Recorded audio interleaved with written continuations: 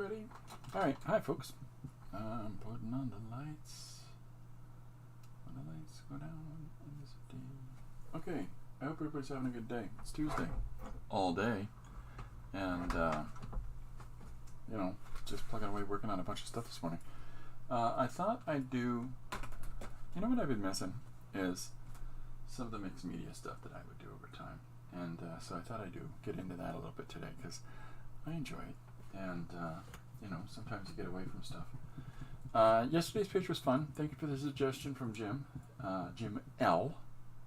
stands for Luan. And it was... I have to read it because I can't... Brain no worky enough to remember it. Band names drawn in literal fashion. Example, Smashing Pumpkins would have pumpkins being smashed. So that is the page that was done today. And a lot of fun. I drew that pen, pencil, gray marker. Hi, Marsh. Welcome aboard, sir. So yeah, it's one of those pages. The way that the original art, the way that I did it, I just drew these 6 sort of little static doodles. And knowing full well that I could put it into the magic of the interwebs and manipulate the size and the relationship of the images with one another, overlapping some elements, but trying to utilize, although the elements are overlapped like the way that they are, I wanted to utilize the text in such a fashion as it carries the reader's eye. So optimally, you read the title, you start on the left-hand side, you move across the top, and it loops you around and go, hey, hey, back towards that bottom left corner again. So, optimally it works, but yeah, that's the page for today. Marsh says, I love this latest comic. Thank you very much, Marsh. I appreciate that. It's a fun one to do, and, at the end of the day, you gotta have fun. And if you're not having fun, what are you doing?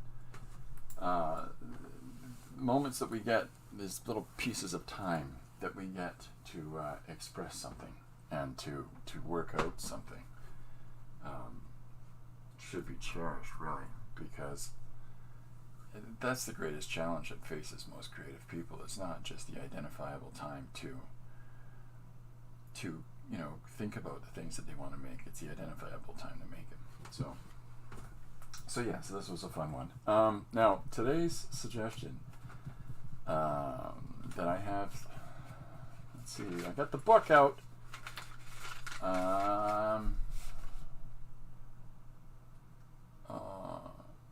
Characters laying out the rules of suspension of disbelief. Huh. Okay, let's try this one. Yeah. Thank you, Ronald, for this suggestion. Characters laying out the rules on the suspension of disbelief. So we're going to give it a try. So I've got a mixed media page that I've put together, and I'll show you. I'll pull over the overhead camera. There we are. So this is their suspension characters and laying out the rules for suspension of disbelief. I'm going to have to read that a couple more times, I think. So I've got this jelly-plated surface that I did. Now, a number of the books that I've done over time, I've done various prints for and things like that. And, rather than throwing all that out, because it's on a fairly sufficient paper stock, so here's one of them that's printed out. It's a dog looking out a window from one of the ballpoint pen books that I did, a book called Apex. And so I printed jelly-plated surfaces over top of these. And rather mixed success ratio, I would say, on that one. You could see a tiny piece of text in here at the top. Something, the word "the," or I don't know. And a bit of a watch, but nothing else really feels like it's followed through, like it's consistently there. I don't know what the original things that I was printing on here were. Doesn't matter. But I thought one of the things that I like to do is to look at a surface like this and go, this is perfect to draw on. It's perfect. Of course this is a perfect thing to draw on. So, Penny Pudge says, hello, Christopher and Marsh. Stopping by to say hello. Hiya, Penny. How are you? Sorry, Penny, I haven't had a chance to stop in and visit very much lately. I've just been sort of running all out here. And but I'll stop by and say hi soon because I like watching Penny streams. And if anybody else gets a chance to visit Marsh, visit Penny, please do. Super cool people. All right, so this is me just gathering a whole bunch of different reds and whites, and what else we got in here? We got some yeller. We'll put some yellow in now. I'll grab maybe even a yellow paint pen. It's that time of the year. Yeah, it's that time of the year. Super busy here also. I'm glad to hear that. I like when hearing people that are busy. You know, life gets us busy, that's for sure. Okay, so with this in mind, for today's suggestion of characters laying out the rules for suspension of disbelief. Okay, I like it's kind of leaves it open for us, doesn't it? So let's shake this up a little bit. I'm going to switch up how I'm working here because a little clipboard annoys me. And I'll throw down a sheet of latte papier like so, and then we'll just work on top of this. So like you say, this is this image from a previous book that I printed over top of in Gelli with the Gelli plate. I have been pulling together a whole bunch of pages with just high contrast shapes and images, and I'm going to be doing a little bit of mark making and jelly plating and farting about later on today to make some more interesting things to work on. But I thought I'd start with this here. Now it looks like I got a little bit of black in this, trying to figure out if I would use this before. So let me find a simple. Ah, yes, Le Pen.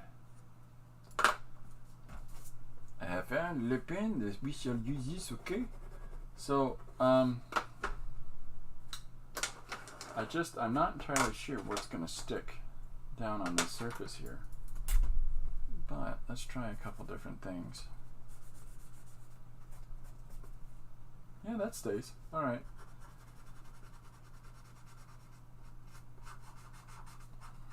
This is just a red Sharpie. And what I thought I'd do is utilize this existing shape along the side. And we'll put our first panel together using this. So, yeah, we'll see how it goes. Hi, Linda. And if Tim's with you, hiya, Tim. So this is taking two. I mean, the whoops. Oh, look at that. Oh, that was close. I almost put that red slash right across the watch. Thank goodness I swiped it off really fast. See, this is I'm sort of pushing it into the surface. This is kind of fun. There's a weird thing that happens, I find, with using acrylic paint in this jelly plate process, is that sometimes it acts as a proper resist for things and for different materials that you might want to make marks with. That worked out for us pretty well with that mistaken slash I did across this watch face. Now, I used to think that I didn't want to get into utilizing printed images because I felt like it was cheating. We all have our weird hang-ups. We all have our weird assertions, right? At first I felt like that's cheating. I need to learn how to draw these things. You know, and I have let go of that conceit at this point because the reality is that it's not so much that it's a shortcut because you're not giving yourself the opportunity to learn how to draw things, but more so is that it's just another means to implement your ideas in a kind of interesting way. So, you know, I like the idea of it, to be able to use this in experimental ways, you know. Red finger. Yeah. So I've got paper towel over here. A little bit of water there. Let's see if I can get this off. Hey, look at that. Whee! Okay, so, alright, so I've got this watch face here, and I've got some different mark making tools to monkey around with. But let's throw a line up across here, across this panel already. And there we go. And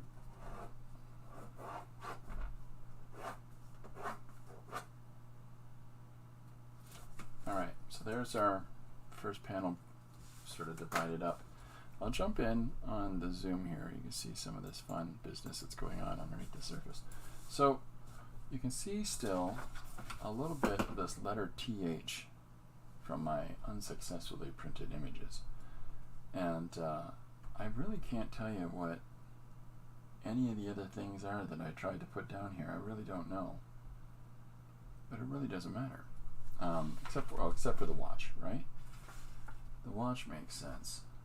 I'm looking at it from different angles and it still doesn't make any sense. So, alright, so we've got our first crack here with the watch face. Now, I'm going to, there's a line across the center here. So we're going to use that inspiration that comes from that, and I'm going to, where did I put it? There it is. I'm going to, that's not it. That's not it. I'm going to put a line across here as well.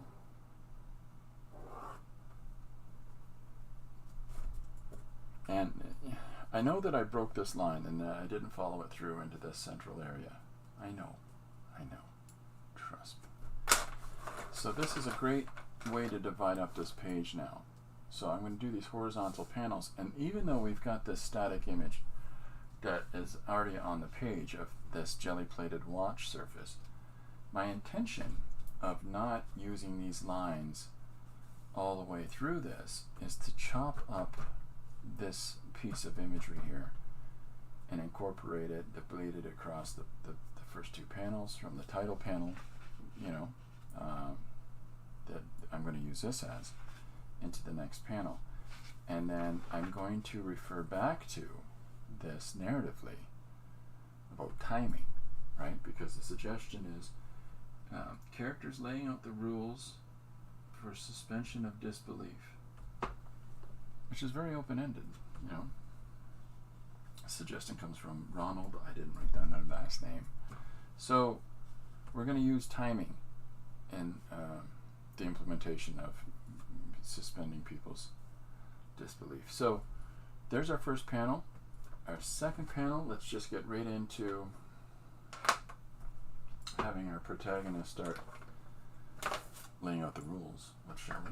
And you know, there's something in that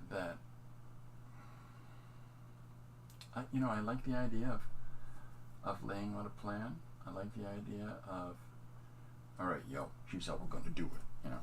So I've got this first panel shape to use, and so what I thought I'd do is just start with this red, and yeah, you can see it. So using a red pen, which picks up on the vermilion, the orange red that's in the page already, and we'll start drawing in, you know, the point of view that we're stepping into our narrative with.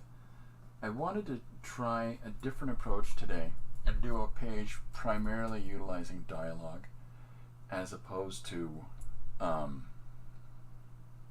yesterday's, hey, remember, who doesn't remember this? And it sort of sounds like a little television video ad or something, you know. Penny says, congratulations on your new book, Christopher. Thank you, Penny. Thank you very much. I appreciate that. I think I've been remiss. on Amazon, when people purchase the book, that enables them to write a review on the Amazon page where they bought the book from. And I want to say thank you to Chris Kalui from Mexico, who tunes into the stream here. She wrote a fantastic review, and I missed that. She wrote that last week, and I'm really appreciative of that. That's very nice of her. Yeah, it's great. Anybody wants to. Chris is an excellent dancer. I heard him croon some Frank Sinatra, and oh yeah, the book's all right. You know, I appreciate those things. That's not what Chris wrote, but you know, can you go on there and can you specifically write these things? Who would do that? That's crazy. So I'm doing a portrait of. Hopefully, you can see an eye in there. Excuse me a second. I'm going to go. Because of the layout in the studio now, it requires me to walk around a little bit more, because I've got a 5-foot desk that I've put in over here, so that honestly, so I can sit in front of the television and work in the evenings. And but it's just another workstation for me to have, and so all the materials that I use to work on stuff, the mixed media stuff, the jelly plating stuff, it's on a shelf unit here and a shelf unit there. And I haven't divided the two up. It's sort of spread amongst the two. So it means I gotta do a little bit shifting around. But that's okay. So I'm just throwing out some little, ooh, I have another. Anyways. Just found something I didn't realize I had there. So I was gonna use white in the drawing process, and I realized, wait, no, there's a yellow base to this. I should probably use some yellow. So I'm getting down to the bottom of why I have yet to receive copies of the book from the orders that we placed over a month ago now. And they're stating that it's a supply shortage. Now, I don't know if that supply shortage is because they're author copies, and so it goes down priority-wise in the queue. But I do know that it has already messed up a signing opportunity I had at a bookstore, which I found very disappointing.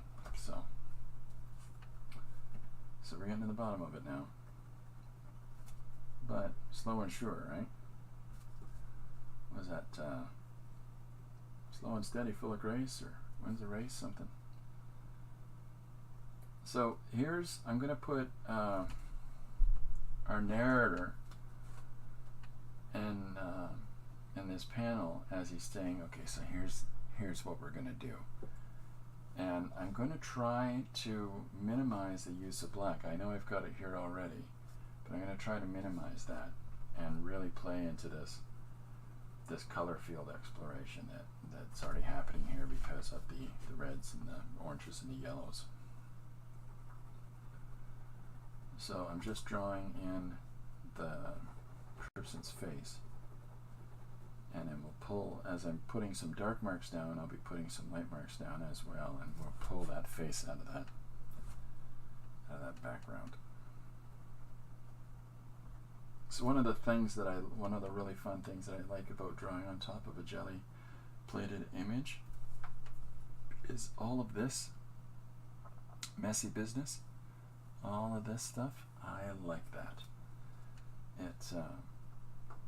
It's complicated, little pieces of information, but if we can utilize that in our drawing, it's less the complication, and it's more of like this opportunity for just information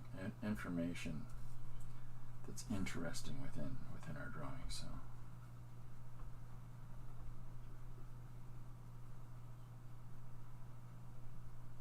yeah. So despite this setback that I've been dealing with of not having the opportunity. Oh, see, it's a big glob. Use the glob. Despite this opportunity setback for the signing thing, I'm still really pleased and really happy and positive and optimistic about the new book. And again, thank you, Penny, and everybody else that has been so encouraging and supportive about the book. So I'm tapping with this paper towel, which has all kinds of marks on it, to sort of diffuse the paint marker that I'm putting it down, because it's a little bit, there's a little bit of weight. The paint tends to come out fairly quickly and maybe a little too quickly for my liking. So we're just going to cut back on some of it, diffuse it down a little bit. Man, it even jumped on my thumb. So if anybody ever says, "Hey Chris, have you ever painted yourself?" You just saw it. It might not be what they meant, but you know what I mean.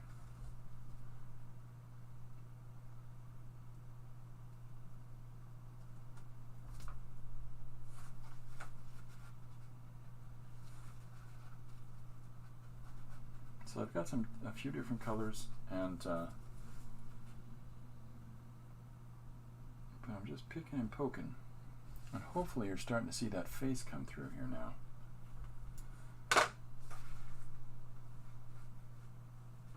All right. Oh, this one's a little bit more manageable, I think.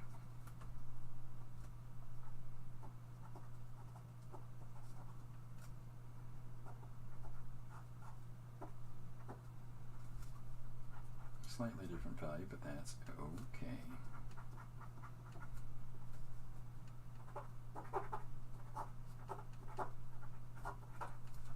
Is that face coming through there?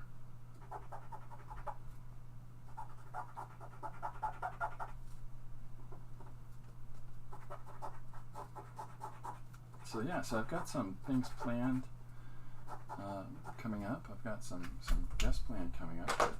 If people are interested in coming and hanging out and joining me on the stream and working on a story together, or we're working from a similar suggestion or anything like that, please feel free to contact me and let me know. You don't have to do that during the chat or in the comments for the video. You can send me a DM and have you on board. And I enjoy having other people come and hang out and chat about stuff.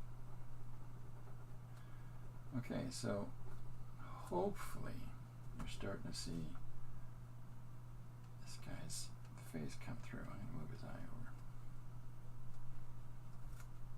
Hopefully this is starting to make a little bit of sense.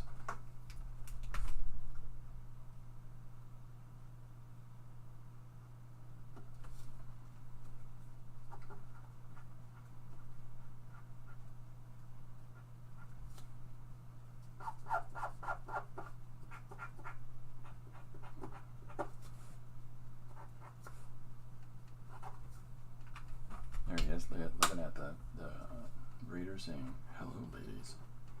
There's a really interesting film that Spike Lee did called Inside Man, and it stars Clive Owen, and there's a really great opening in that film where he sort of says to you, "I'm going to tell you things, and I'm going to tell you them once," and he's sort of very direct and very, as a narrator, he's very aggressive. And what's interesting is that it just draws you immediately into. It's really immersive, and it sort of draws you immediately into whatever's going on in this story. He starts to detail, and I don't want to give any of it away because it's just a fantastic film. And if people are looking for something that doesn't involve all kinds of effing and a jeffing, and it's just a straight up interesting drama with a twist. And Jodie Foster's in it. Chris Plummer is in it. There's Denzel's in it. There's so many interesting characters in this project that opening business with Clive Owen, you know, starting to narrate the project, it just sets the tone for the entirety of the film. Let me turn this down and see if that helps. Overhead camera here. Is that a little bit better? I think it is. So I thought I'll start this with our guy talking to the reader. You can just tell right away from his expression. He's like, I like soup. I like cheese doodles. Why doesn't everybody talk about cheese doodles like they used to anymore? I'm not sure that that's his actual dialogue, but because believe it or not, I can be serious when doing pieces. I can tell serious stories that don't have any of them yolks in them.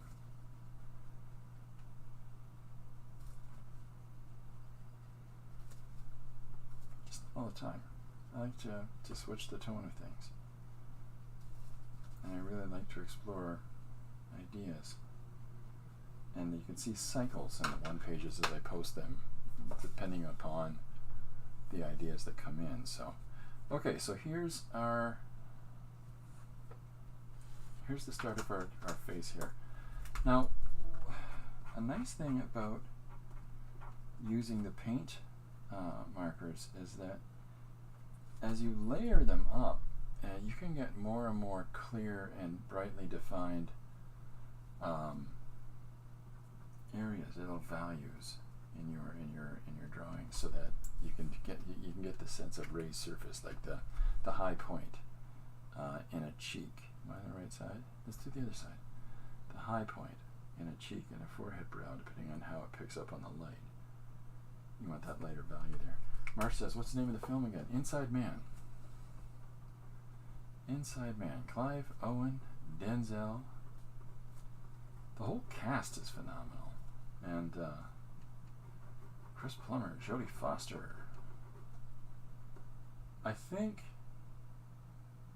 Willem Dafoe might even be in it. It's just a crazy cast, but it doesn't monkey about. It doesn't take a lot of time in sort of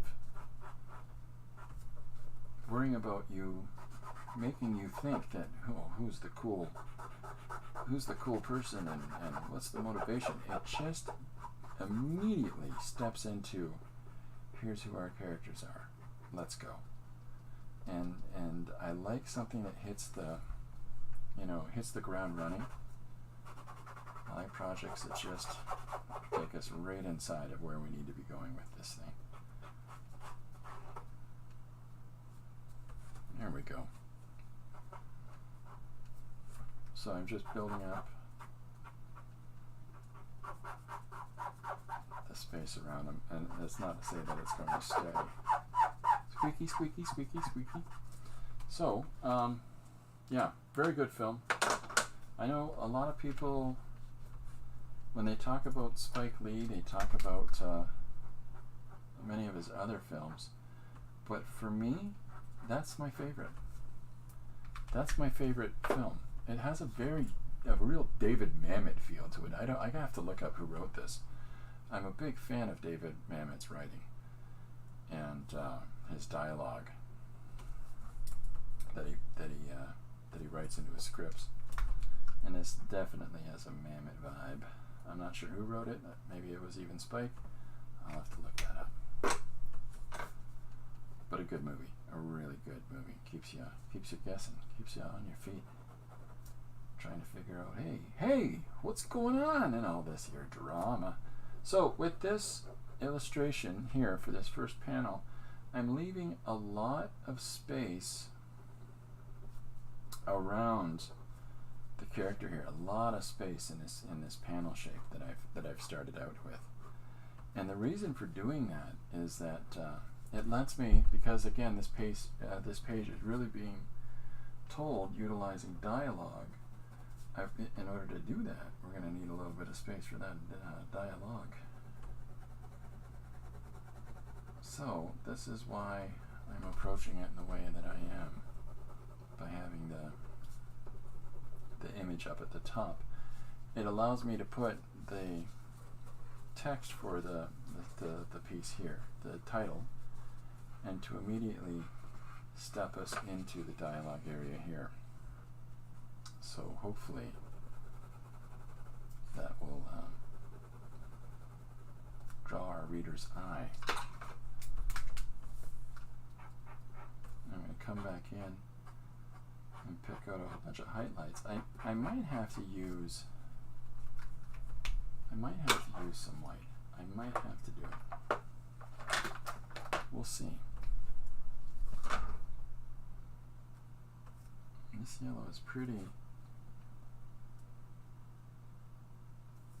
opaque in comparison to the other. So this might just do the trick. Yeah, I think it's a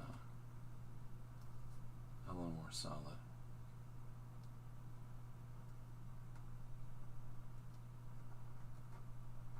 Used to be when I would lay down, as I'm laying down skin tones and whatever else, I used to do this sort of opaque value for the area. And I realized that more and more that isn't how light and color works on objects. So I pick and choose little areas.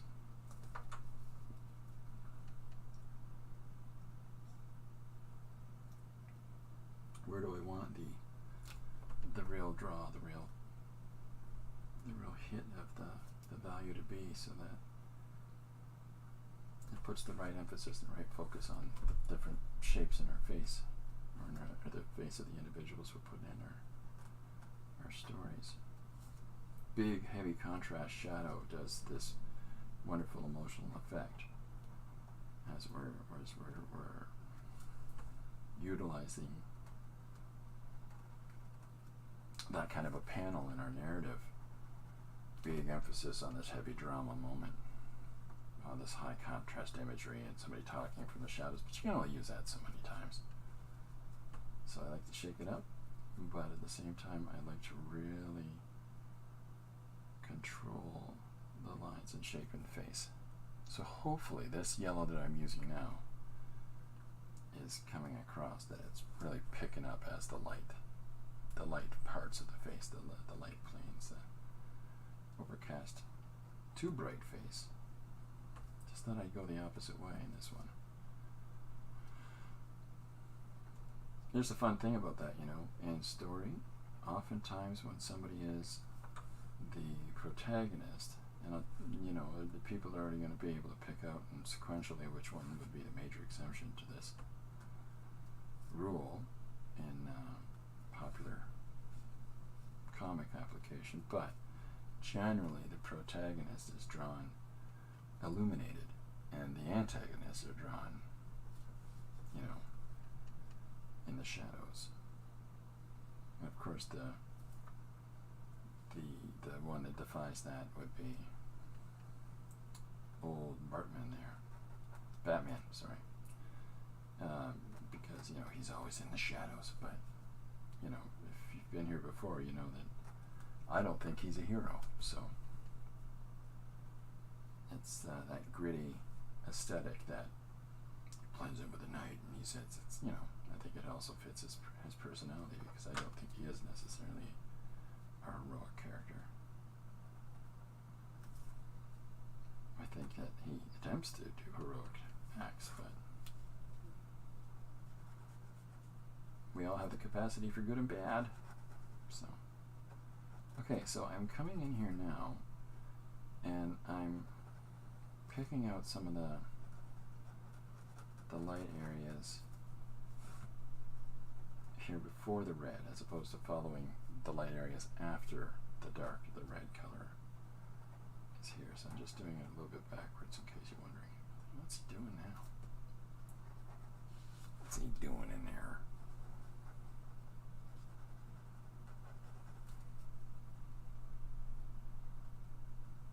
And I'm just diffusing it out a little bit so we don't have to wait so long for it to dry, and then we'll come back in and we'll pick out some of those brighter parts again. So hopefully it gives more dimension to our guy. But like I said, the fun part of all of this sort of destabilized area of value, because it's sort of fractalized in a weird way, it allows us to have these interesting tonal variances in our drawings. And so as we put down whatever marks that we put down on there, if we utilize that, it can do some really interesting things for adding some character to our compositions. Make it look a little more gritty, and make our readers have to guess a little more about how did they draw it like that? Hey, what they use to get that drawing? It doesn't all seem to be pen and ink. Did he just jelly plate that face? I'm not telling. Don't tell them. That's just between us. Okay, let me pull this up a little closer to the camera. So hopefully it's going to pick up on a little more of these details in here. So yeah, there's some fun things going on, like some spotting in his cheek and things like that. And so now, as I've got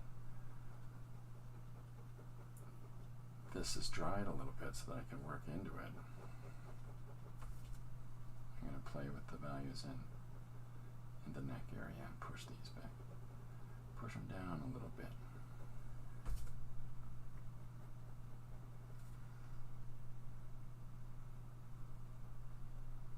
And depending on the pressure applied,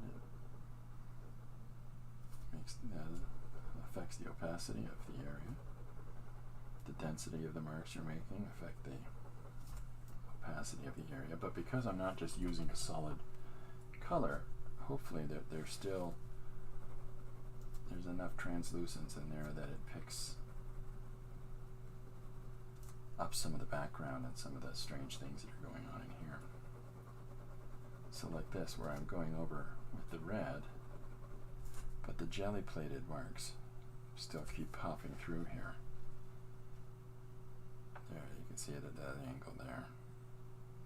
So some of these spots peek through, and it gives us some interesting, fun things going on below. You got to be careful when you're working this way, if you're right or left-handed, to work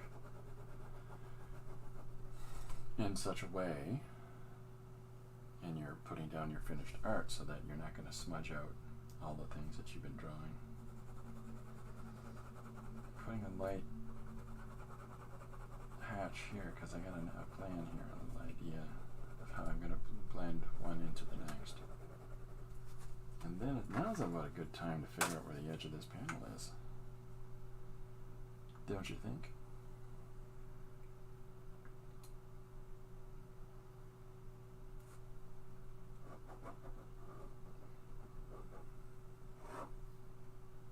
So here's the edge of this panel. Just making sure that these all line up.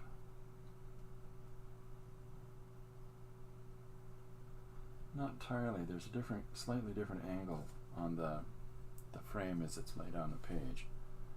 So I think what I better do is come off of this established line and make sure it lines up there. It does. It lines up pretty well.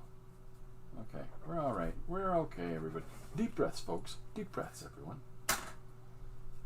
Now, I've got some... Hey, April, welcome aboard. So I've got this sort of vermilion color in the wash from the jelly plating. So let's see what I can do carrying through with some of this red and some of this orange together. And to bleed this over into here a little bit. Again, not really important to do, because I say again because I usually end up saying this each time as I'm working on something. text is going to be layered over top, so some people wouldn't find it necessary to be too elaborate in what's going on underneath. But we know it'll be there, so let's play with this shape a little bit. And I got a little red here that might be too dark, but I'm trying to sneaky cover up some of that black line and carry some of these lines over.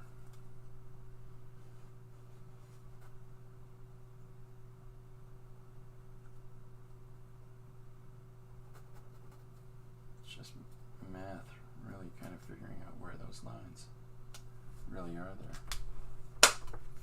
Honestly, it's April saying hi to everybody. So this red really took well. So let's carry it over across these panels here into the black shirt that our guy's wearing, and then we'll tamp that down a little bit just so it doesn't take too long to dry and drags out our creative process. And at the same time, we can get a nice little blend effect out of it. But again, it's still using some of this detail that's underneath just to give some sort of interesting marks into the overall image.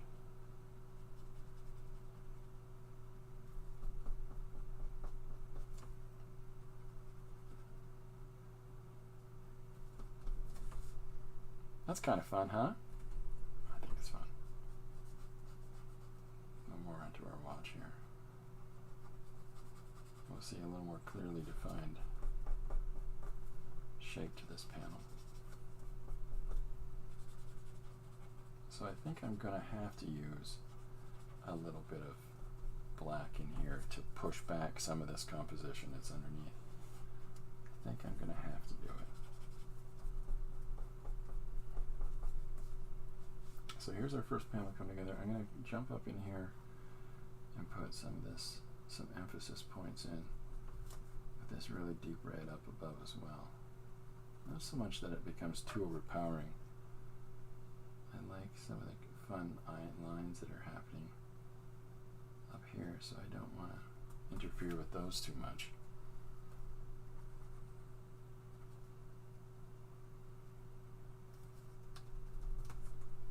Look at these fingertips, huh?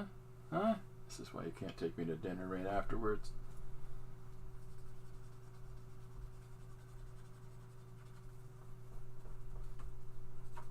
And because of the part of the page at the top that's just got printed image on it that isn't covered up by the jelly plated printed image that's on there, there's a sort of resist to it, to the colors as I'm putting them down. They pick up into the acrylic part of things much more readily than they do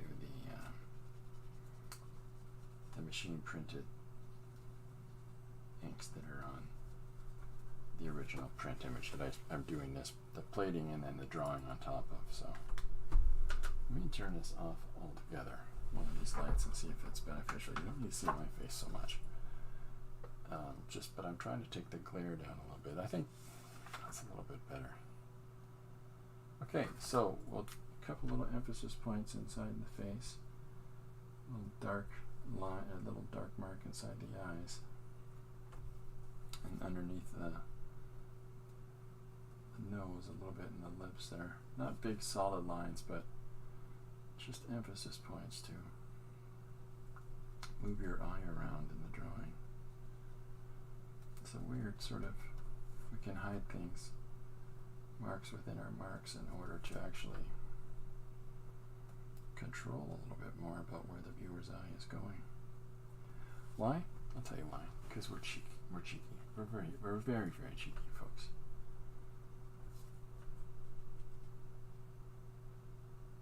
I'm going to come in with that yellow and pull some highlights back in again.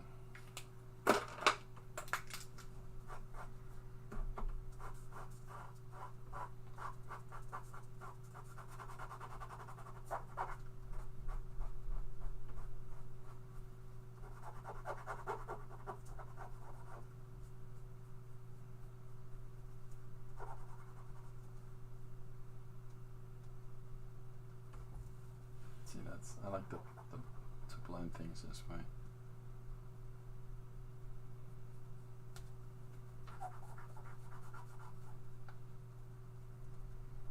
You get random thoughts when you're working. I don't know about you, at least I do.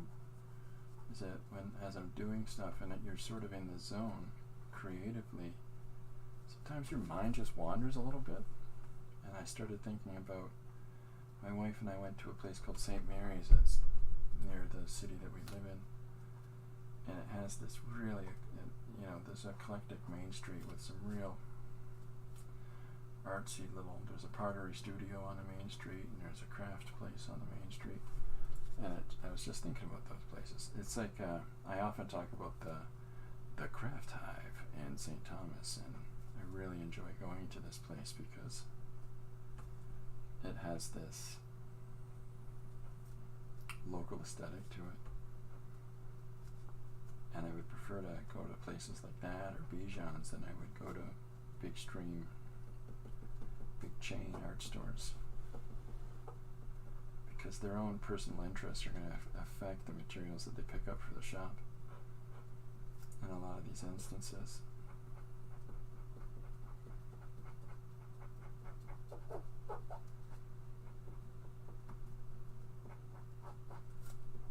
And I'm throwing this lighter yellow on top of the opaque yellow that we put down just to play with the values in the face again. You can't necessarily see it in camera, but when you scan it, it does shine through in the scan, so it comes together a little more nicely. Let me try this off. Let's see if that gives you some more of the details. The problem is the shiny part of the page, right? So you can start to see, hopefully, the composition coming through a little more clearly. A lot of talking lately in the stream, folks, and I appreciate those of you that have muscled through here today. I just let's get back to being doing some drawing, getting dirty here. But sometimes I'll talk about approach and technical stuff, and sometimes I'll just get right into the mark making. Let's get right into the dirty part. Okay, so I think that if anything, I want to put a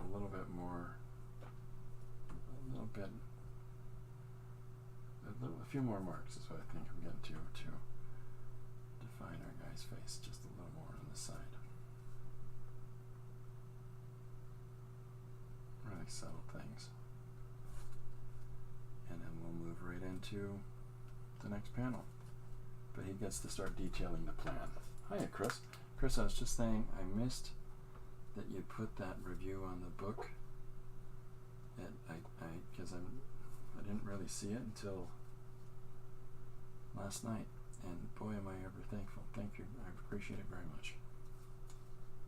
Very nice things that you said in the review for the book. So people are wondering what we're talking about. It's on the Amazon store page for the new one page. Do I even have it near me? I think it's here on my desk somewhere. This one, for anybody that's unaware, I'm referring to this new book that came out, which collects a number of the one-page stories that we do here on the stream. And this exciting and dynamic format. So, yeah, it's going very well, and I appreciate all the kind words. So, alright, so let's get down here now into the bottom part of this panel, and you can see a little more clearly the edge, the extent of the panel.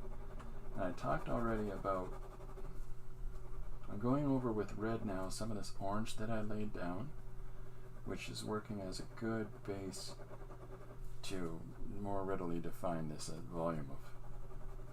I'm trying not to use blacks in here. April says it sure was, Chris.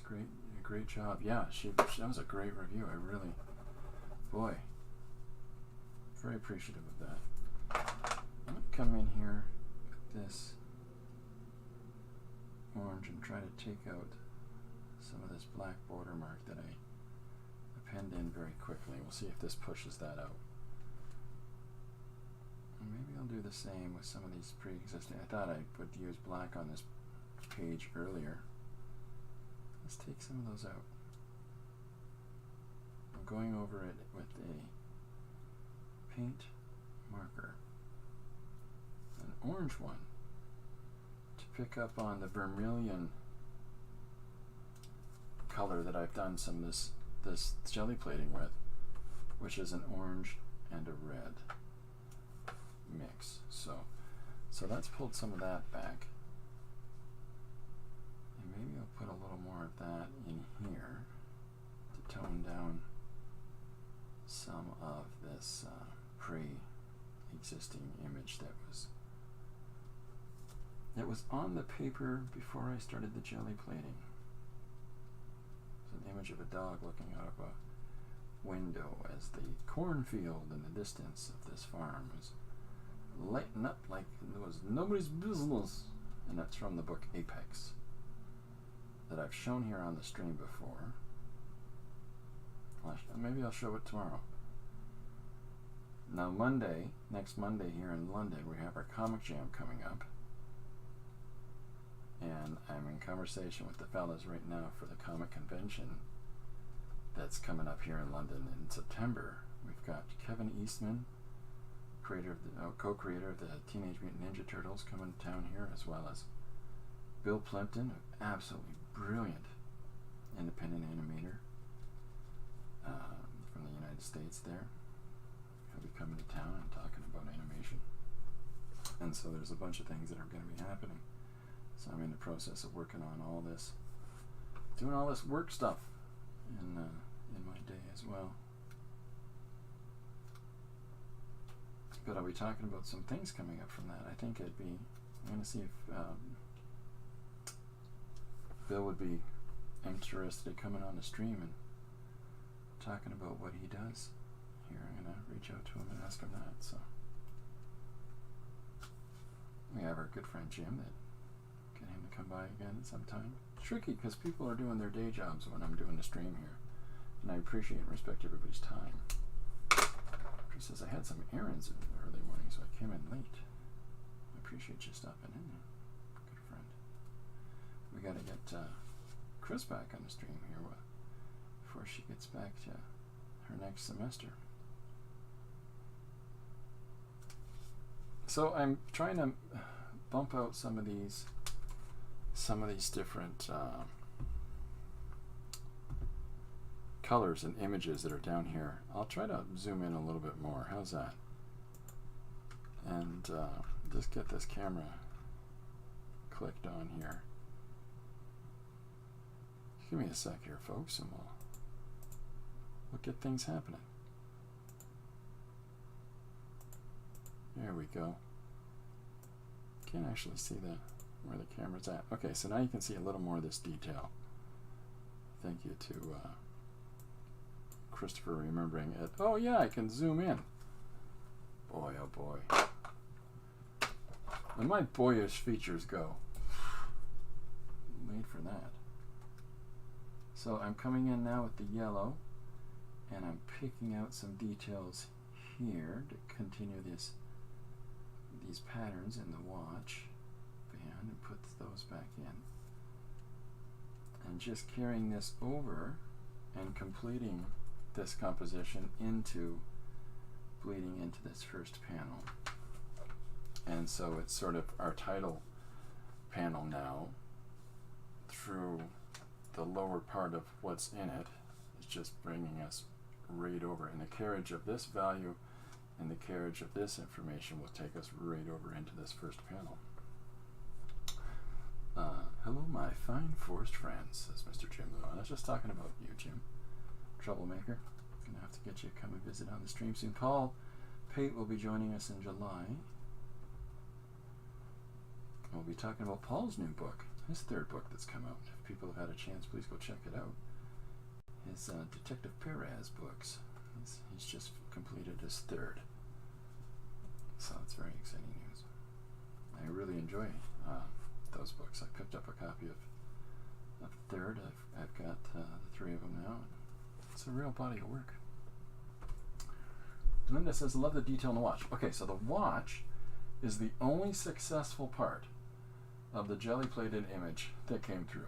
And then I've gone through with an orange paint marker, and I've picked out a bunch of information already. I used a black to pick out some other bits of information.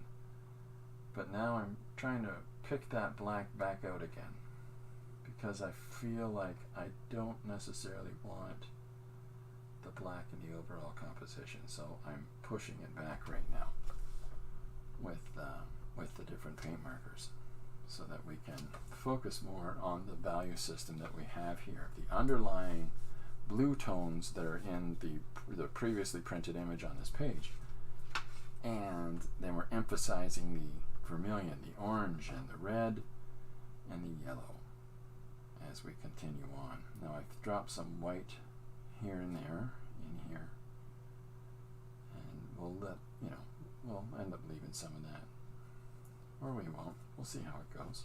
We're all in this together. We're deciding as we go. We're following our intuition. There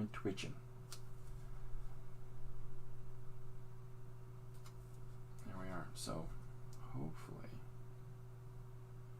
we're going to control what's happening for our information here, but we have to do it in stages. Looking forward to Paul's books. I ordered them just the other day. Oh, I just ordered them the other day. That's fantastic. I don't think you'll be disappointed. I really enjoyed them. Now, if you're be prepared, folks. I'm talking about a book that does have a little bit of effing and jeffing in there. So if you don't enjoy that, then I'm letting you know now. But they're really interesting, and he takes real leaps. It's like a crime noir book set in Michigan, but somewhat. The time is a little bit nebulous when it actually is set.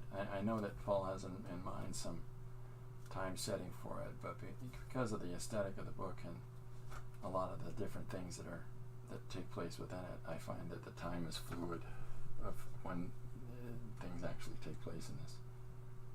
And I personally find that kind of fun.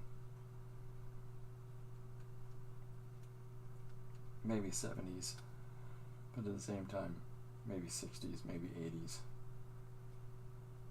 It's a little bit adventurous with some of the situations happening in it and when the time actually is. Okay, so I'm beating up the black marks I put down earlier. The problem with this black is it's sort of bleeding in a little bit, but we're winning. We're winning this fight. There we go. So we're just playing with some of these shapes with the watch, and yeah. Paul Ultras just saying hi to Marsh there.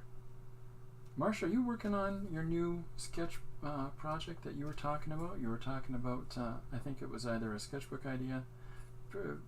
Familiarize me again, Marsh. I don't mean to be that guy, but my brain has got too many things going on all the time to try to keep track of all the things rocking around in this noggin. But you had a story idea that you wanted to do, and you were going to sketch it out, if I remember correctly. And it had a really fun title. Please feel free to familiarize everybody with that once again, Marsh. I enjoy Marsh's shorts as well. There was a zine swap that I took part in last year that was organized through Janet Young and Dee Dee Willingham, both friends here, and so much fun. I enjoy Janet's zines. I really do. And in that zine swap, I managed to get some of Marsh's in the trade, and boy, I enjoyed those. So always looking forward to more. So this black line that I put in here earlier, okay, for the bottom of the top panels, and I'm a little zoomed in right now for it to be clear, but I'm going to hold to that this is the edge of this panel. And so what I'm doing here with the watch and picking and pulling pieces of information out of that and defining that a little more clearly for what we want it to be. So I'm going to stop at that line area here that's identified, and because we'll let whatever happens in this panel, and the way that we illustrate this watch will be different for the lower half of it, but we'll play with that as we're going here. I'm feeling good about getting rid of this black line through here, though. A couple more approaches here to wash out this black up in here. Just let it make that red a little more dark and crimson. Yes, Marsh, what's the title? You know, I just need all the book help I can get. April, I think that, Marsh is a good example of another illustrator and writer to talk to here. As we're all in our creative process, I'm really enjoying the opportunity to share what each of us are doing. So it includes April in that mix. Please, everybody take a look at what April's doing. And fantastic fun stuff that everybody's trying to put out and produce here. Let's all support each other as best we can, exploring each other's work. Okay. Jim says, Marsh, I think you'll really enjoy Paul's books. They're fantastic. Marsh says, I'm going to be working on many small comics, experimenting sort of like you do with mixed media. I like that he calls it mewed media, though. I think that should be a thing. Right now, the one I'm working on is called Everyone Loves Raven. See, that's the title I was desperately trying to think of. I got such a kick out of that when I heard you say it. Maybe your reference is towards Everyone Loves Raymond, but for whatever reason, the Raven, the actress that was in the Cosbys as the little girl, I think she's Raven. Simon, Raymond, something. Anyhow, that's what it made me think of. Everyone loves Raven Simone. It's just what went into my head. It probably has no reference whatsoever to what Marsh is actually doing. But that's the funny thing about association, is that even when a writer is associating one idea, our brains will associate X amount more. Sometimes that's fun. Which title? April? Yeah, I think she was referring to what's the story that you're working on now, Marsh. Although, if you do want to mention some of the other pieces that you've done previously, please feel free to do so. And the same goes for everybody. It goes for April to talk about what you're doing, and I know Chris is doing a really cool portrait right now of a dog, and as well as all the needle felting and everything else she's doing, trying to bleed the red from the background into the top of our guy's head, in case wondering what I'm doing in the moment. What are you doing, Chris? What are you doing? Just playing with some marks and trying to draw the top of the portrait here into the background a little bit, just bleeding it over and allowing some of that dark complexity from the blue background to still peek through. Chris says I'm doing a portrait of my husky dog, and the bands from the 80s piece. Please go and look at Chris's channel. I did the one-page story today. I showed earlier. Let me see if I got it loaded still. Yeah, there it is. Alternative bands, and this is my goofy approach to it. But Chris has been doing a few posts of the same idea from Jim's suggestion of, and I gotta read it again because I'm getting old. Band names drawn in a literal fashion, like Smashing Pumpkins would have been pumpkins being smashed, etc. So that was fun. Marsh says, let me get back to pop of the larger view so you can see. Here's our first 3 panels coming together now from mixed media application to a jelly plated surface. And so we'll pull some of that red up into the different spaces of this panel, extend this panel out a little bit more past where the jelly plated part of it was, using this.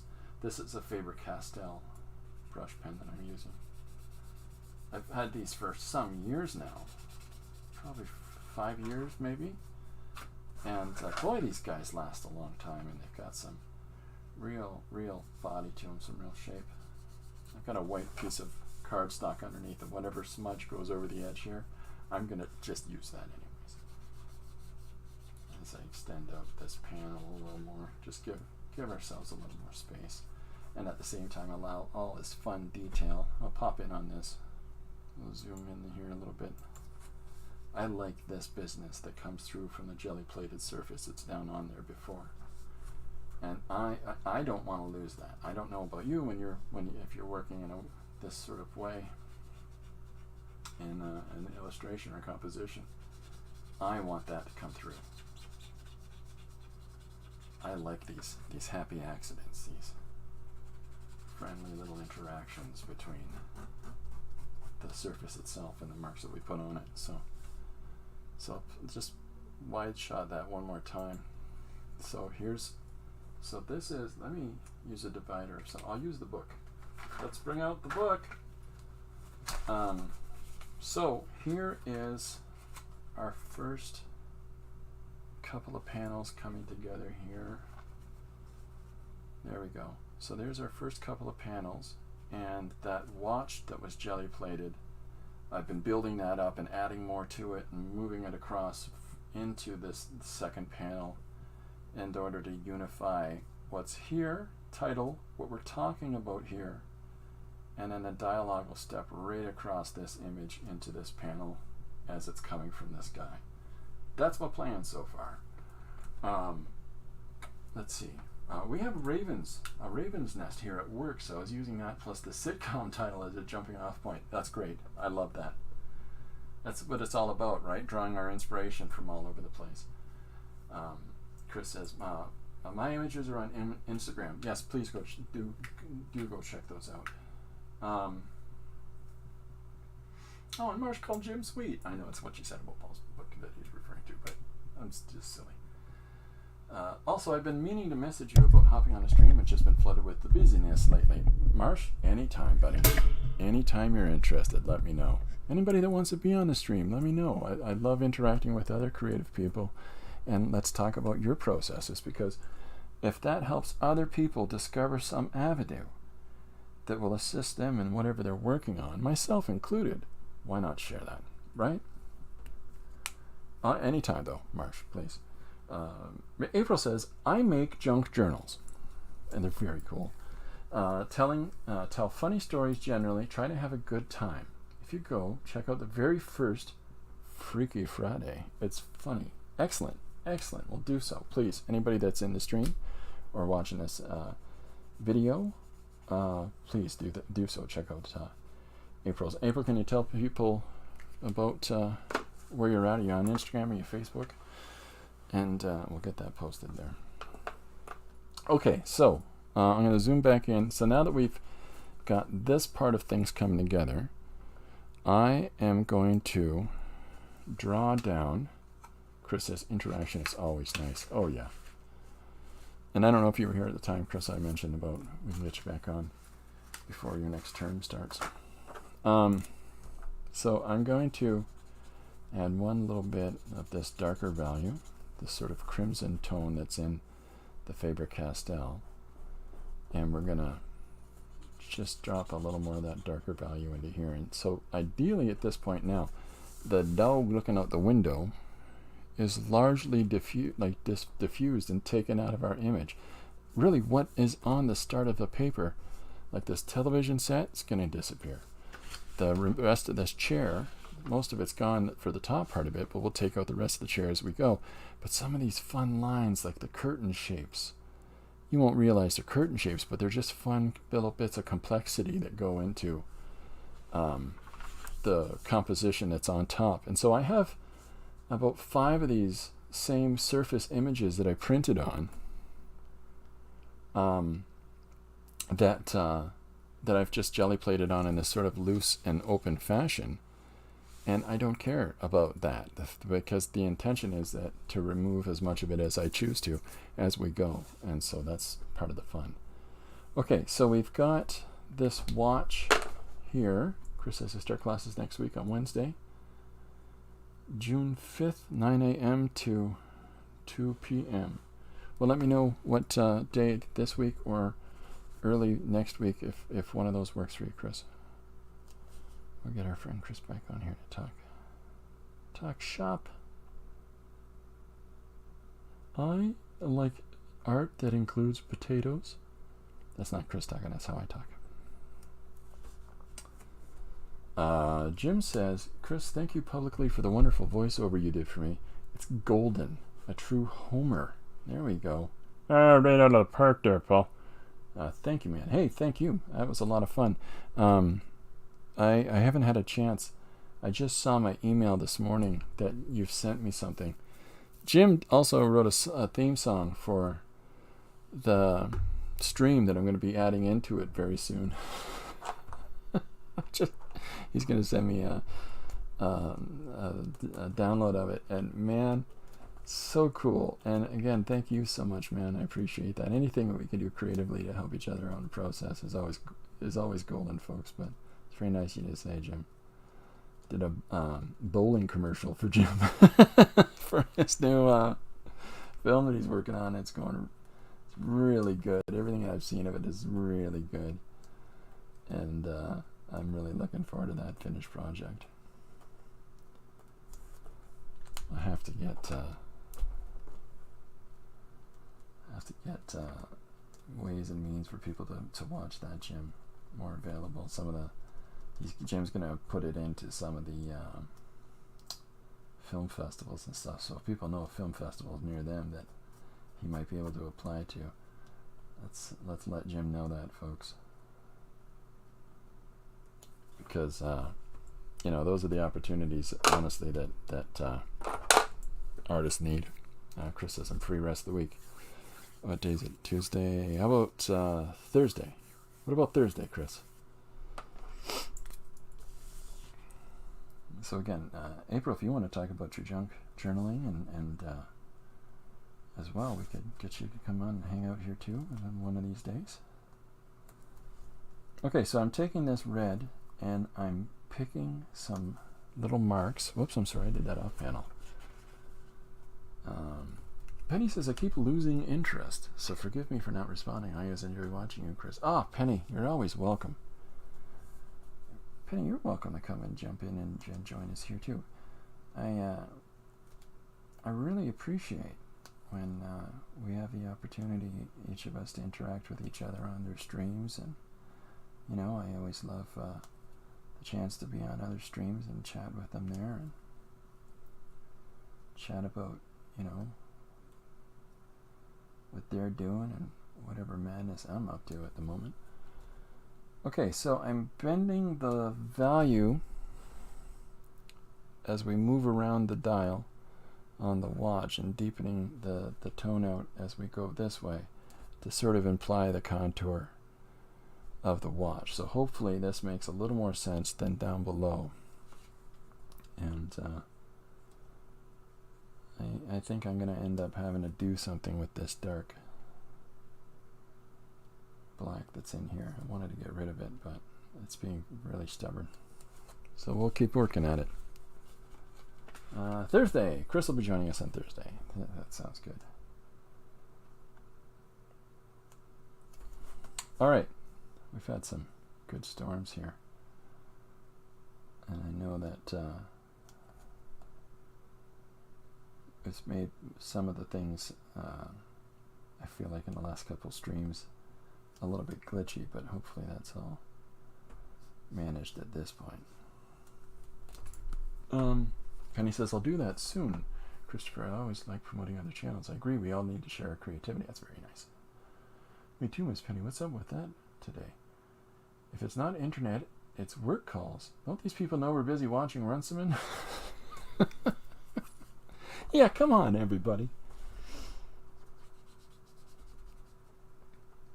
I've got one friend that's always like, can't you do things in the evening?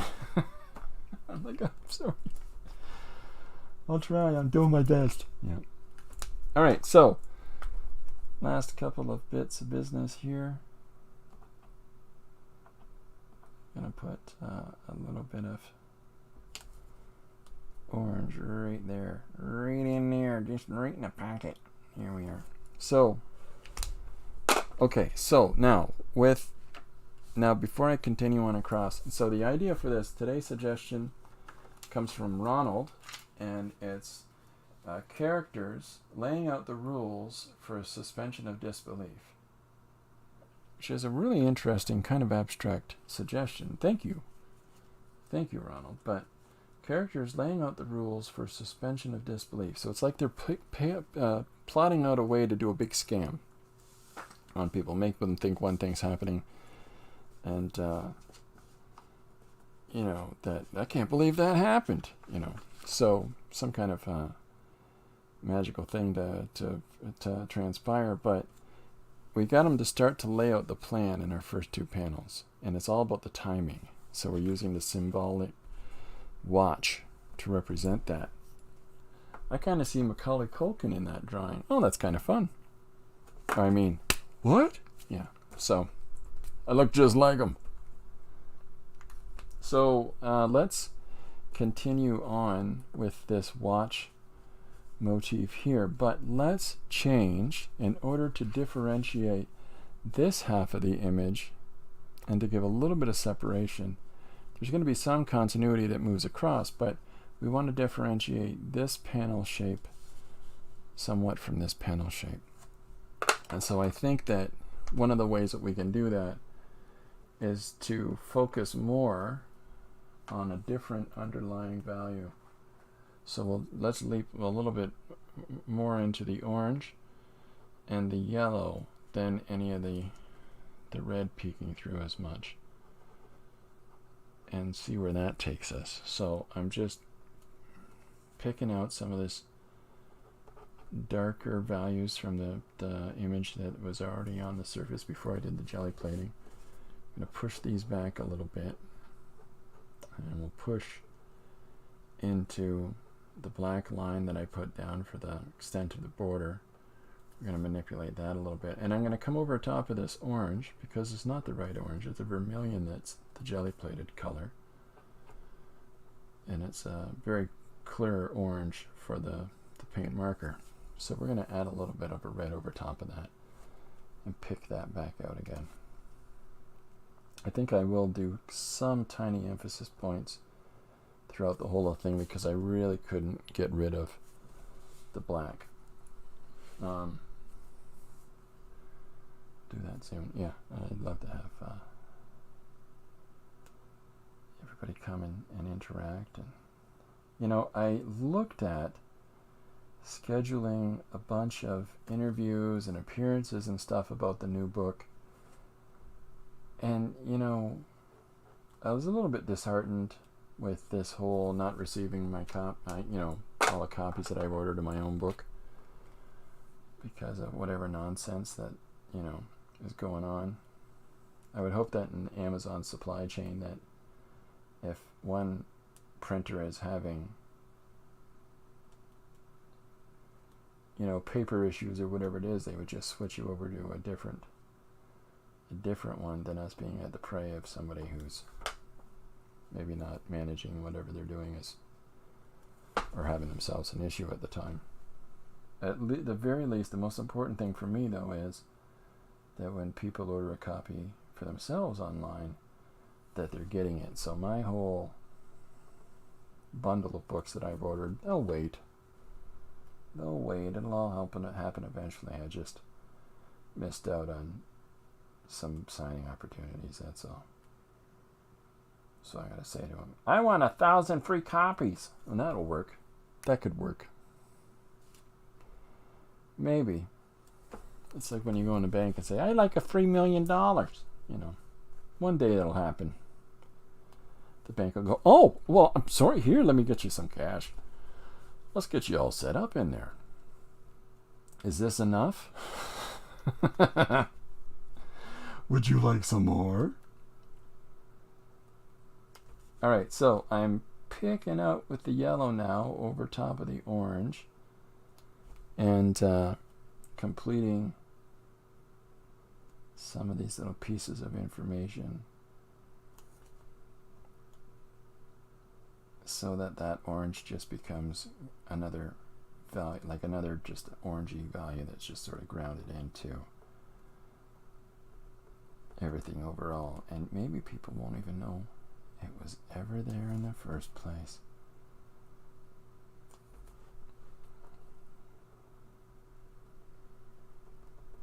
You know, half of art is tricking people into thinking they see something that, you know, really isn't there because, you know, we drew that thing or whatever it is, right? So it's about just implying sometimes the image itself. Here we go. Just April says, see in the south, we just have to draw them an ugly picture. See, that's what I'm doing. I'm working on it. Working on drawing an ugly picture on the side of the truck. I'm telling you, if you're going to do something on the side of the truck and it doesn't involve a wizard or, you know, rocks or one of those, something from the 1970s, if you're not doing a 1970s image on the side of a truck painting, you haven't lived quite yet. You gotta go for the gold there. If you haven't looked at some Frank Frazetta and some Jeffrey Jones art before you're painting the side of a truck, oh, you're losing some of your inspiration right off the hop. A finger.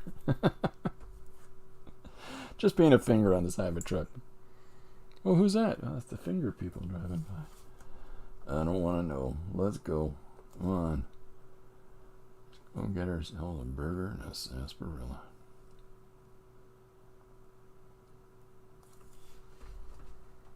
Kind of image on a truck that when people look at it, they always think to themselves, the cat's got the ladle with the silver bowl. Huh? I'm pretty sure that's what that song said.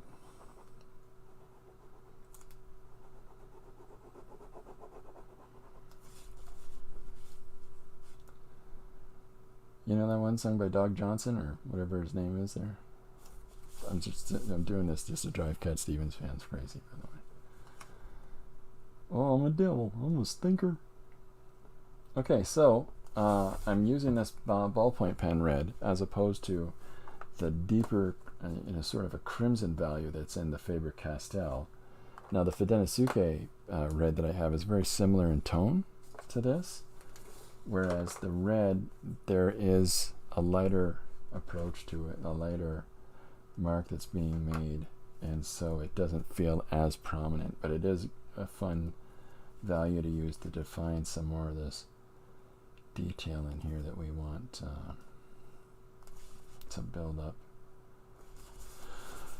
So people look at it and go, hey, is that a watch? Yeah. And I say, well, watch this. Yeah. So now I've also got this water-based chisel tip and pointed tip marker, but I don't want to kind of move to this yet in case it's very smudgy because it is a water-based.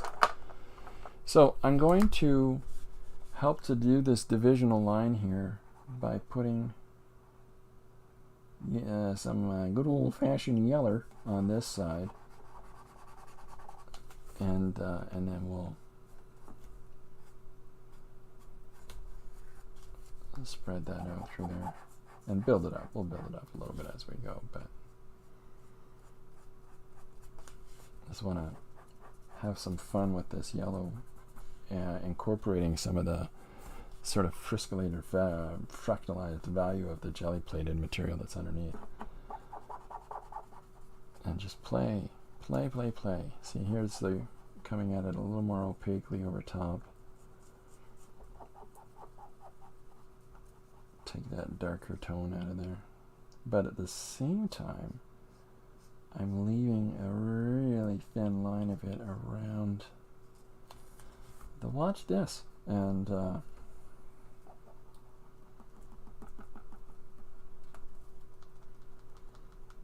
I can't tell you how many of my fingerprints are in drawings and paintings I've done over the years. I have no idea at this point. So hopefully, now I'll pull out on the shot.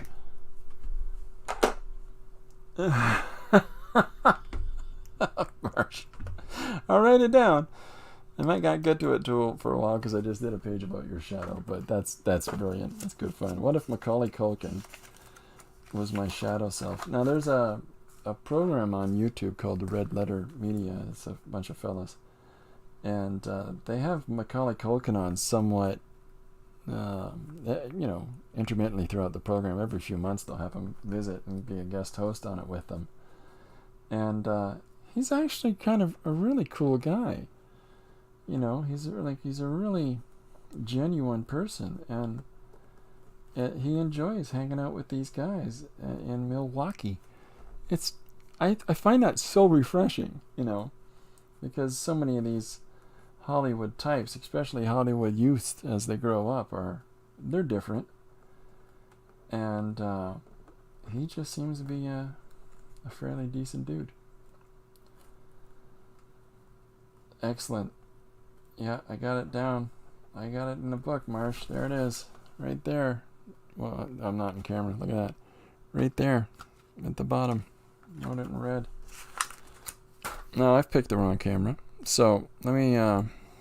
okay, so here's the overhead shot of this page now. 8.5 by 11 is the size of the page. I'm extending right out to the edges for the composition, even though that there's a good...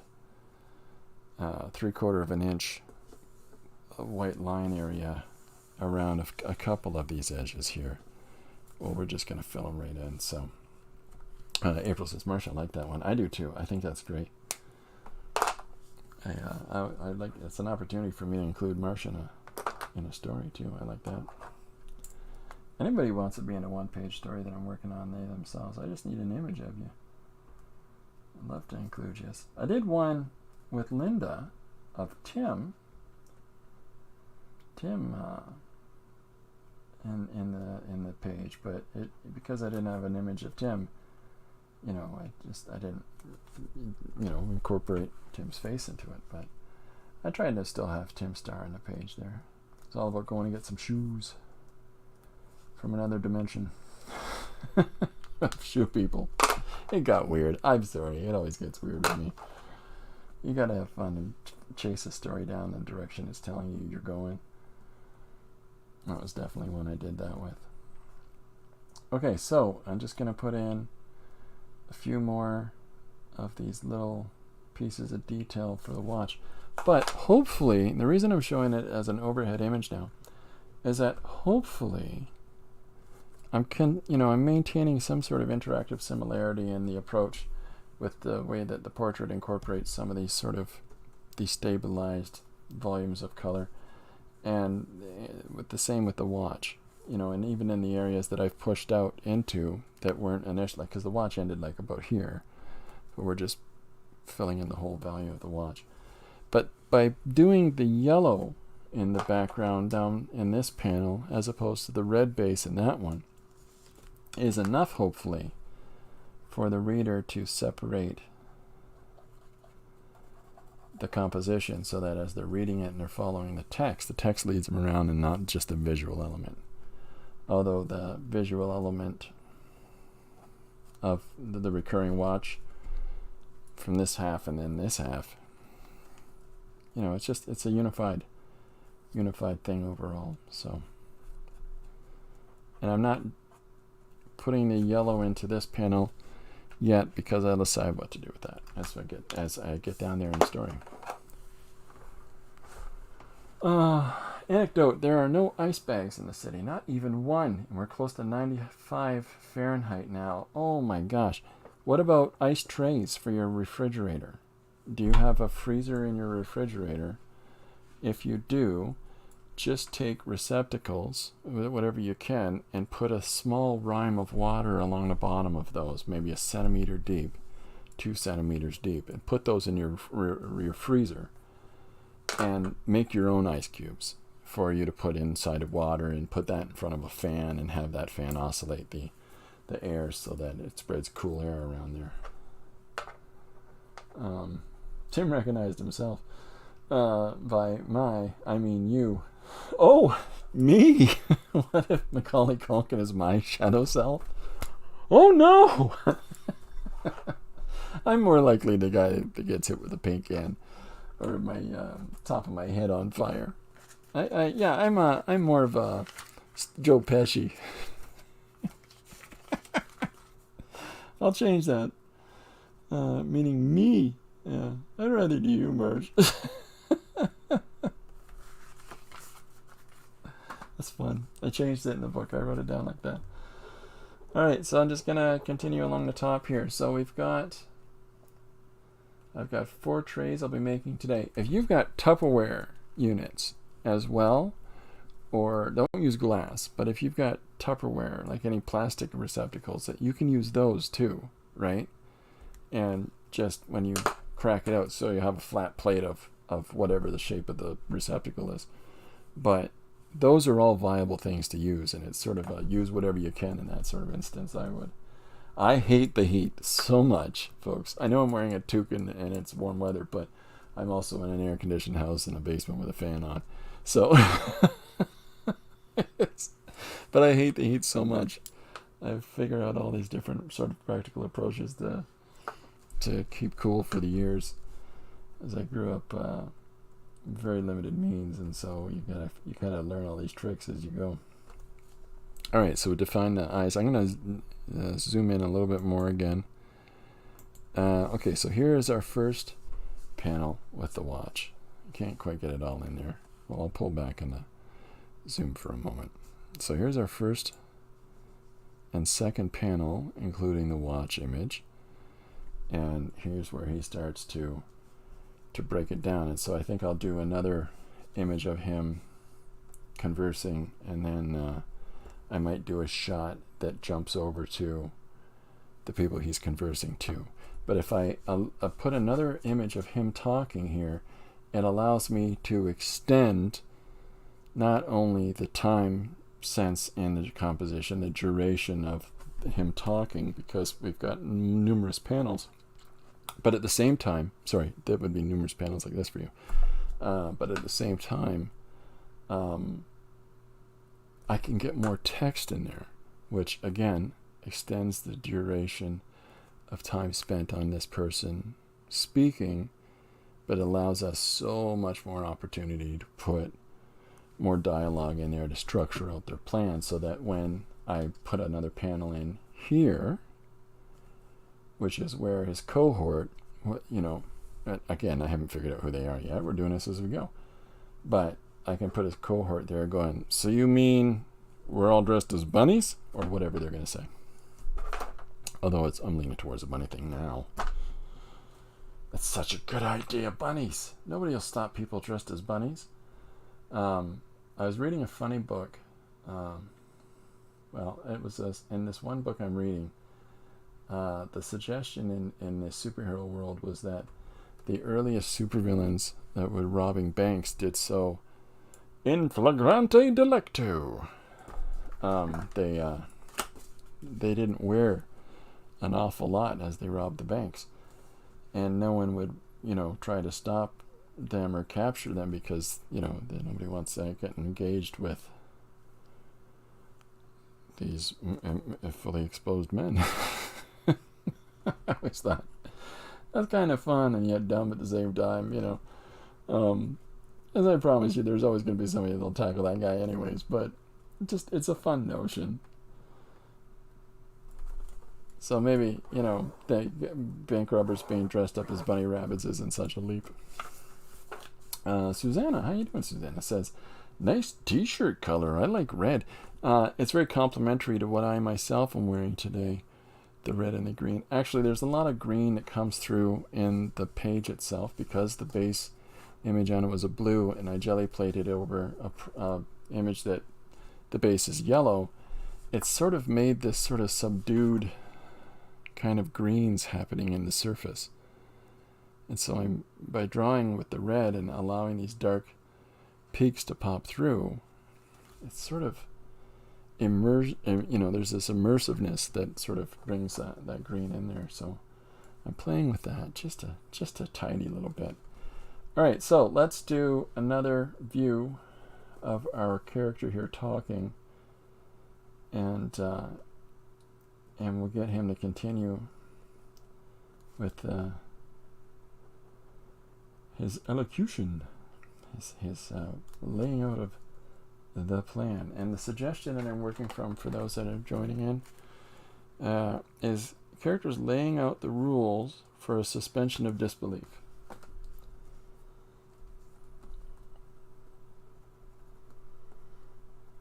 So I'm just drawing in another perspective on our guy. I think I'm going to move his eye this way a little bit. So let's...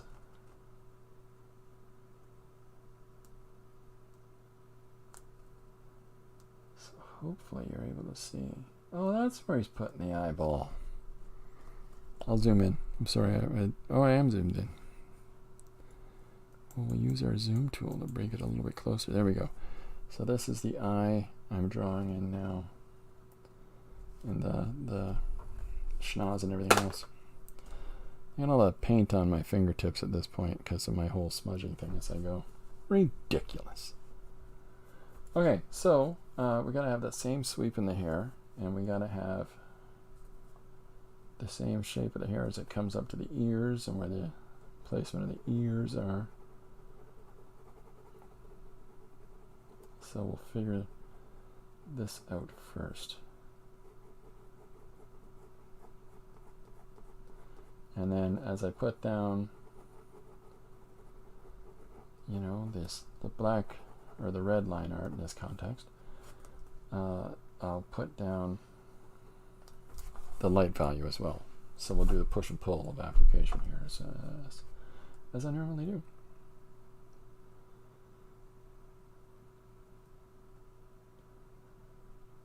That other eye in there. This perspective is always sort of a tricky thing to try to get a 3/4 pose drawn in correctly. So you got to think of the face as it bends around, right? So let's come in here.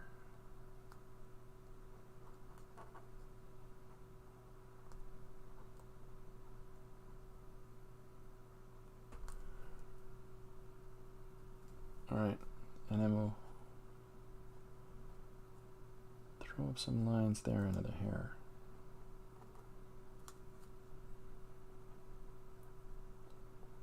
But don't put just a big block of yellow in for the whole thing, because then we'll lose that fun bits of business that we have underneath, right? From the previous printed image on the page, and then the jelly plated image that we've put over top. We don't want to lose some of this fun business that's in here, or some of this fun business that was there. So we'll just go as we go.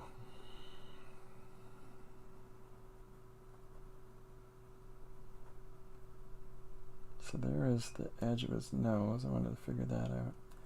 So here's his cheek line. So I can come in now. Let me use this yellow.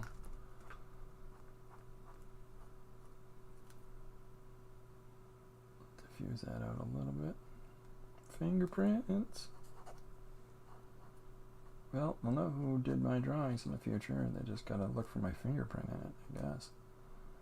How do you know it's a Runtsman? This guy's handprints all over it. That guy was a lunatic. Why would he do that? Doesn't he know there's tools for blending and things like that?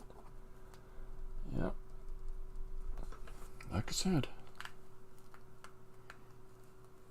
These are the dialogues that go on in my head. Alright, so now we're going to define the top of the head here, and then we're going to do a similar thing to what we've done in the other image, where have it kind of blend into the area of the volume around it. So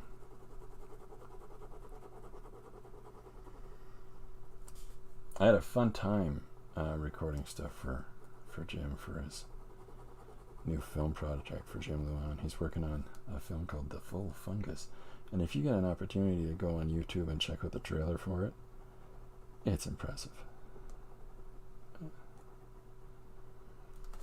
Mama Juju, back. How you doing? Welcome aboard. I hope you're having a good day. everybody's having a good day. So this is the fun part of jelly-plated surfaces, and that is that we can look at it from two different forms. We can look at it from the application being the image in and of itself, and then you are going to value judge it based on the successful application of the transferred image that you're trying to put there, or the transferred patterning or decals or whatever it is that you're trying to lay down. Or you can look at maybe something from that you would evaluate from a flawed standpoint otherwise as being a fit to be a foundational place for you to put another image on top of. And then it just becomes working on how do you apply materials over top of that to, to build that surface image on this jelly-plated surface you have on whatever the paper surface that you used was in the first place. So this is the kind of fun that I try to have with that, is that I'll draw compositions right on top of I don't care what. And so that's why you'll see I'll incorporate tape. I'm just trying to find an example. I'll incorporate tape or some patterns. Here's some other random pages that I was doodling. Let me pull out to the other camera here. There we go. So here's some other images that I was doodling, and I took these old sketches that I found of random characters, and I've bonded them onto a jelly-plated surface that's on top of a pre-printed illustration that was, something I wasn't going to use anymore. So I put this on top, and then I started using stamps to incorporate this linear pattern on here. But when I sit down to this probably this weekend, and I lay those finished compositions, incorporating, starting from the little drawn images that you see here, right? Well, I'm going to fill in the remainder of this illustration here in this panel of this guy with his magic doodly-doo, as he's facing off and having conversation with this other guy. He's like, "Oh, I'm not afraid of you. I'll give you a good what for?" Whatever more refined dialogue we use. And so this image will, again, allow some of this information to come through. But like I'm doing here, I'm going to merge that into the composition. So whereas we've got some of this jelly-plated stuff here, and some of the image from, this was a print that had a dog looking out a window, and there's a television and an old chair. And so some of this sophistication of this stuff that's going to bleed through the jelly-plated part, as you can clearly see, is also going to become some of these darker areas, or like this dark blue band across the top that now makes this crimson a little more crimsony, a little more purple. And then some of these curtains now just become this wonderful linear motif that moves across there. So allow yourself to take whatever you're doing with jelly printing. And if you're not familiar with jelly printing, there's a couple of really good examples that you can look up of that. And that would be Devon Rex for art. Yolanda's amazing. And what she does is really fantastic for crafting visual images. Or you can look up some of the different things that you can do with jelly-plated images at PM Artist Studios with Mariah and Patricia, which they're also amazing. This page has polyethylene sheet that I had drawn in marker, these policemen, and gathered all together. And I overlaid that on top of what looks like a floor plan that I was drawing up for one of the, conventions that we've had here in the city. And then on top of that, so you can see this cutout of a random doodle that I found in a pile, and said, well, let's put that in and see if we can find a story in that. But then on top of that, you see this dot pattern. So all of these different, and all of this is on a jelly-plated surface. I think this is actually a Breroff surface. So I'm even using the Breroff pages that I have. So Mama says, Miss Patricia's a hoot. Oh yeah, yes she is. She's wonderful. They've been on the stream here with me, and it was so much fun. So much fun. She did an art quiz while she was here. It was great. So all of these little pieces of information are all going to become incorporated together into what really is the overlaying compositional element, the storytelling element that I want. And if I can incorporate some of these, like the symbolic meaning of timing in a, bank heist or whatever this page is going to be about. Timing, it's all about timing. Whatever this active action that these guys are doing has to be timing. So I can reference that part of the only successful part of this jelly plated surface, by the way. So, it's about just blending those things in. Like and even if it's not a jelly plated surface, if you allow yourself, this is a couple different drawings smashed together. And then I've taken pencil. Like you can see how this one cuts into the telephone pole right here, because that's clearly an overlaid piece of paper. And then I'm just sort of starting to formulate some kind of composition on that. But, paint application inside of our drawings and stencil applications inside of our drawings, all of these things just give the eye somewhere to go. Just give us movement around our surfaces. And whatever, I'm looking for some more examples for you. So whatever approach we take to these, like here's a really great, so this is going to be a page that is going to incorporate, of this entire image of a streetscape, a Victorian streetscape in a big crowd scene, the only part of it you can really legibly make out is that panel. So how can I build a narrative that incorporates this element as one part of it? And so I've put a stenciled image over top on this side, so you can see this whiteout pattern. And because of, I think I had to use like a medium because this was, peeling up there, but it had some yellow in it clearly. So now there's sort of this strange stain value in here. I love it. Let's leave it.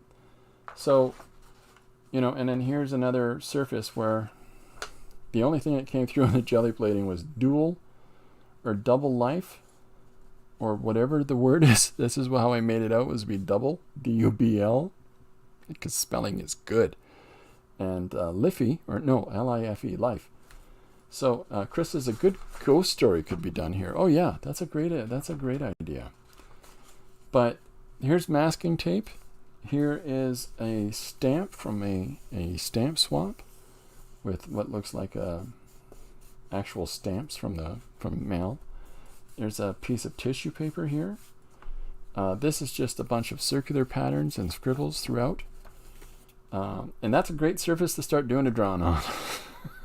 Which might seem counterintuitive to some, and it might seem contradictory to what kind of formal process are we taking towards image making. I think that where I approach the surfaces to work on is that everything is viable.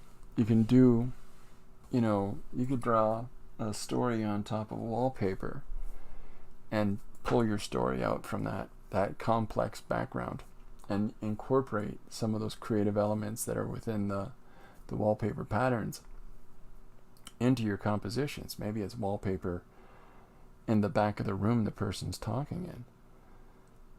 If you're going to have a person in a room yakety yakking, and then, you've already got the wallpaper there, but the way that you lay the person down, if you paint them down or you build them up with markers and paint and whatnot, you can still leave some of that motif showing through so that they're in a wallpapered Victorian room or whatever. It doesn't matter what the story is. You can allow yourself the opportunity to embrace. I thought I had another clipboard somewhere with more examples to show. It's on my other desk over there. Okay, well, it's over there for now. So it's just a case of allowing yourself to, I found it.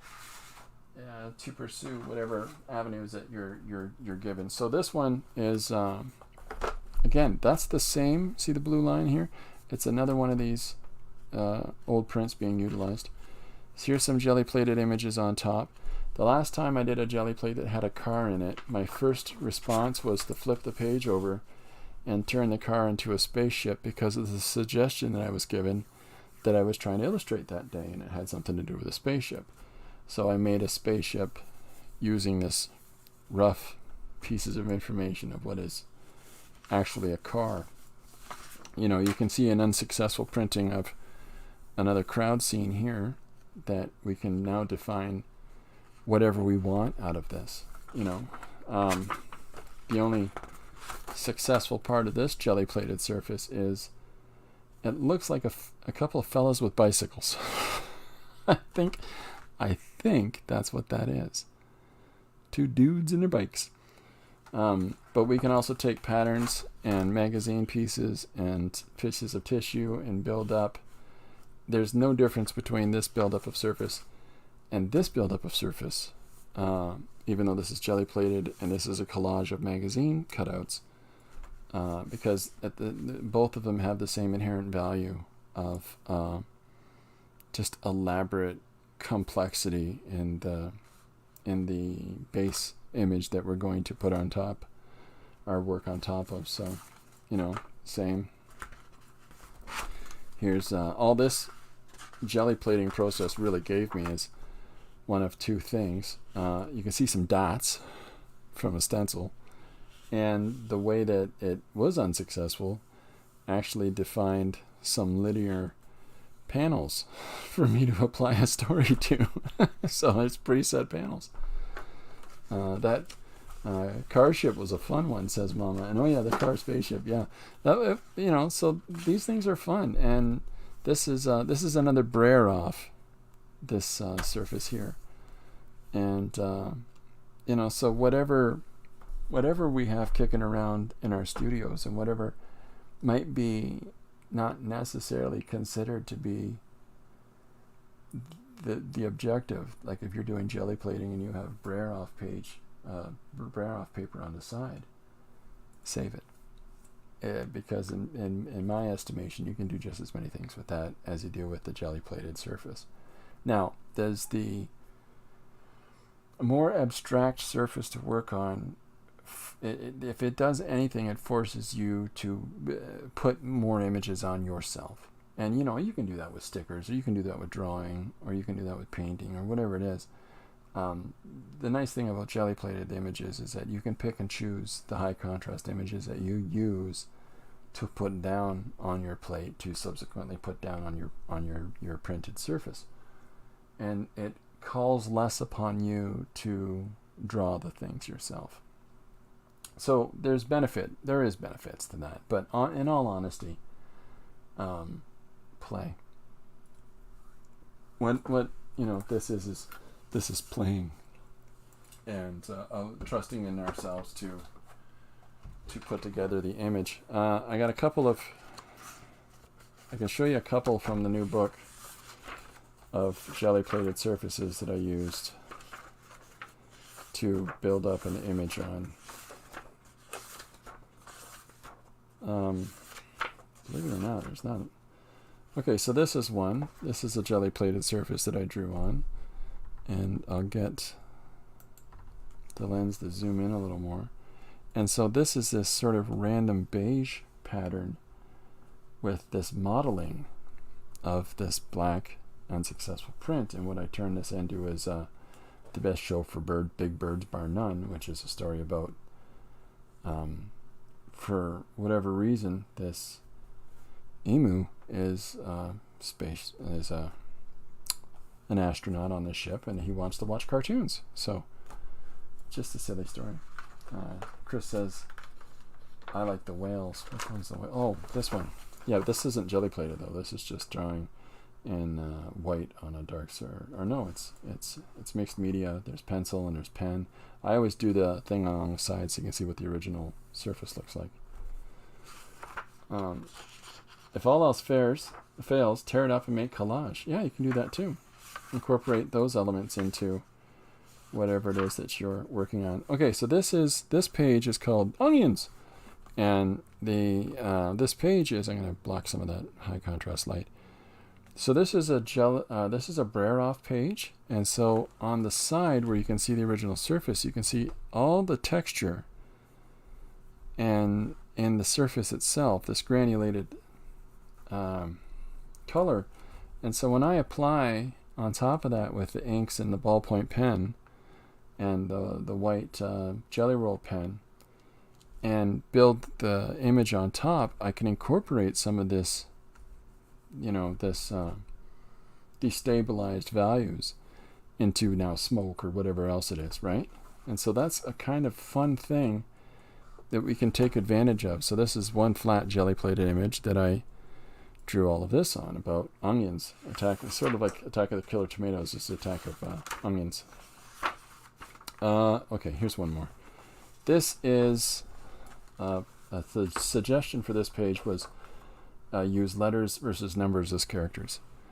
And so I took a really old, I think this stencil set that I have is about 30 years old, and it's on construction paper, and there's a lot of tape holding it together. But I used that with white pencil, a white Gelli Roll pen, some transfer numbers, like where you rub it over with pencil and it moves and it pushes it on. There's some of that, letters and numbers in here. That's what a few words to add is. But this is all on top of a jelly plated image. And so I'm trying to tell a story of numbers and letters going off on each other. But I'm using this surface to do it. And at the end of the day, as fun, and there's fun little patterns and things in here, and you can see some images peeking through of whatever it was that the jelly plated image was.